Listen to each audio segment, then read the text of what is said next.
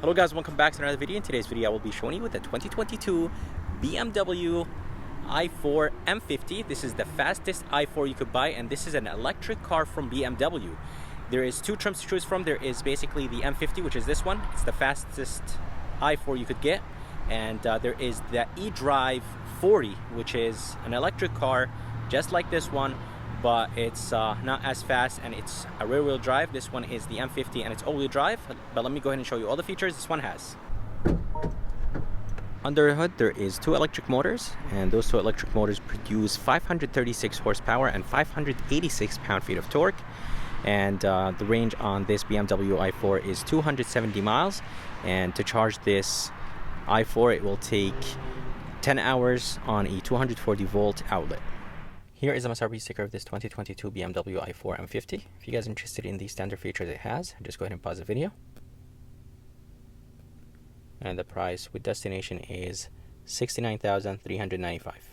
If you guys are curious about the color is called Black Sapphire Metallic, and it does look pretty good on this BMW i4. And the price of this Sapphire is $550, and definitely makes this i4 nice and sharp. And honestly, this thing doesn't look like an electric car, and I think this is the best looking electric car ever made so far. And yeah, I think BMW did a great job with the way how it looks. It looks like a normal car. Coming to the front, it does have the kidney grille. The surrounding is finished in gray. Here is the M badge, and I really like the design of the grille. In the bottom, this is actually functional, so that's good. Here is the BMW, and every time you see a BMW logo with a blue ring around it, that means this is an electric BMW. Here is the headlight. For the headlights, everything right here in the front is LED, and this is expected from a almost $70,000 sedan. There is a functional vent in the bottom. It does have that gray trim, and there's front parking sensors here in the front. And yeah, overall, the front end of this BMW i4 looks seriously amazing, and I can't wait to take it on a test drive. So stay tuned for that video. I'll be taking it on a drive after I finish reviewing, finish this video basically. But yeah, seriously, this thing doesn't even look like an electric, and I really like what BMW did with this i4. Here is a side view of this i4, and honestly, it does look pretty good from the side.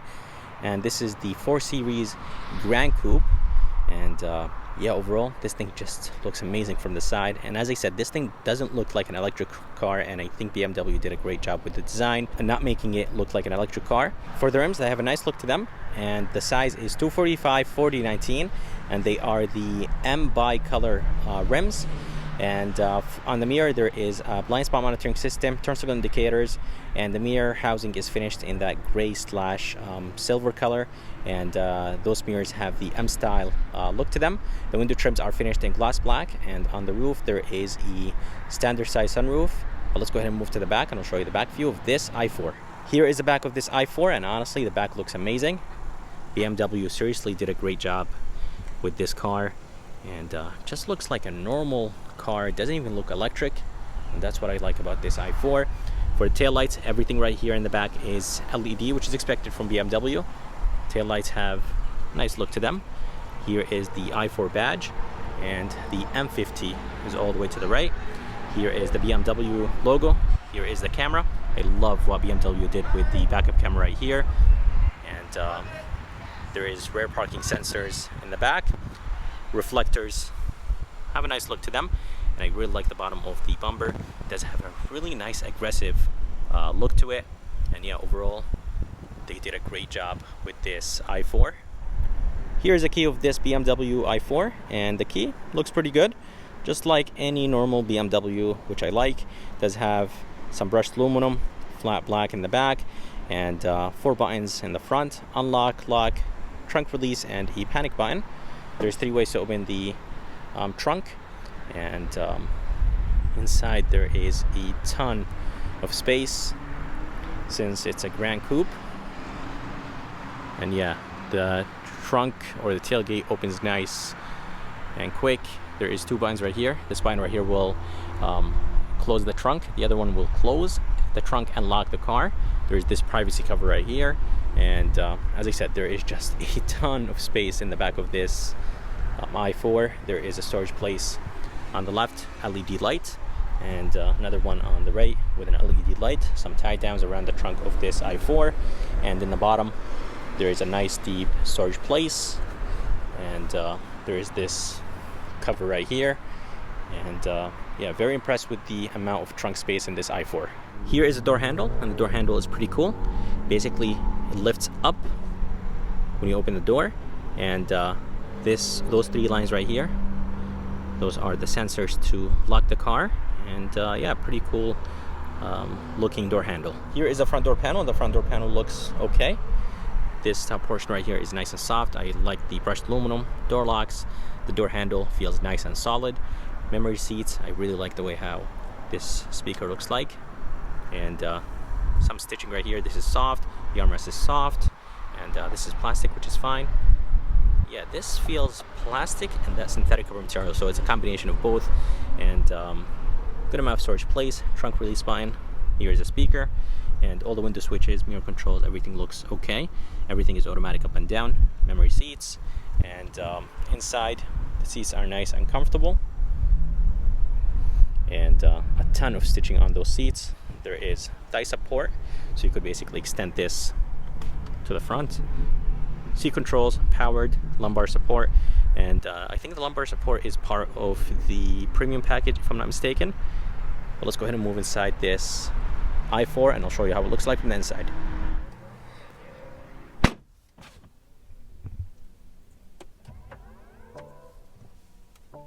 And just like that, this 2022 BMW i4 M50 is on. Let's go ahead and lower the fan speed. Let's actually go ahead and turn off the climate controls.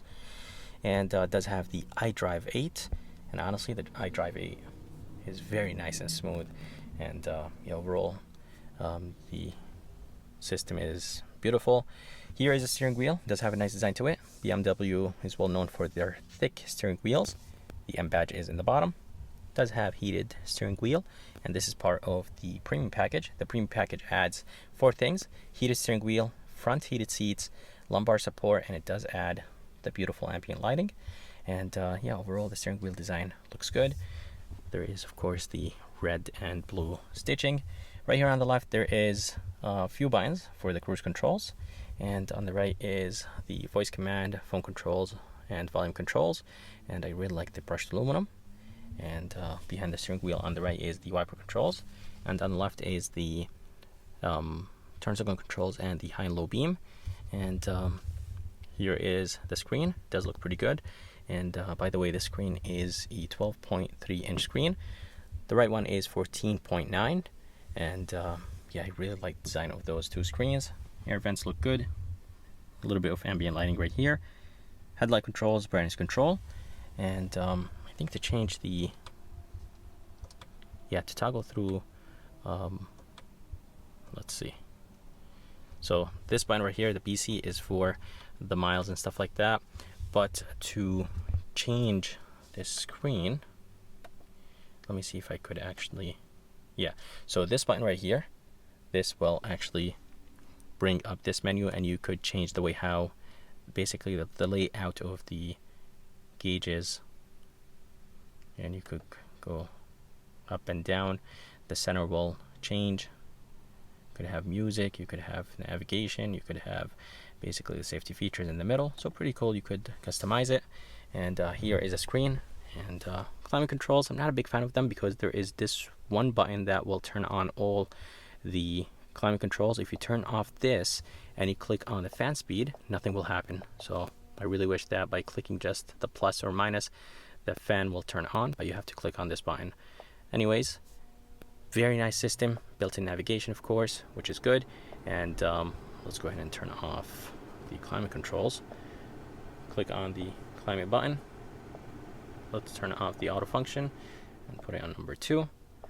And yeah, as I said, very good system, nice and responsive. Here is the weather, so it will display the days and the weather, and overall beautiful system. There is a ton of apps right here, but you could get used to this very quick. And yeah, just a ton of apps. It does have Apple CarPlay and Android Auto, which is good. And here is the backup camera. Backup camera resolution is good. I think you could get the package with the 3D view if I'm not mistaken. But yeah, I really like the backup camera, nice and clear. Of course, parking sensors in the front and back. And the air vents look good. I really like the gloss black with the brushed aluminum. And there's this wood trim right there. And down here there is a volume knob, seat buttons, emergency light button. You can close this cover if you want to. It is finished in that wood material. Wireless phone charger, one USB, 112 volt, and 2 cup holders, nice and big. Here is the shifter that will control basically the 1-speed automatic transmission in this i4. Traction control, parking sensors. Here is the start stop, more of that wood trim, some brushed aluminum. This is nice and soft. And there is the drive modes: sport, comfort, eco. Let's see if the gauge changes.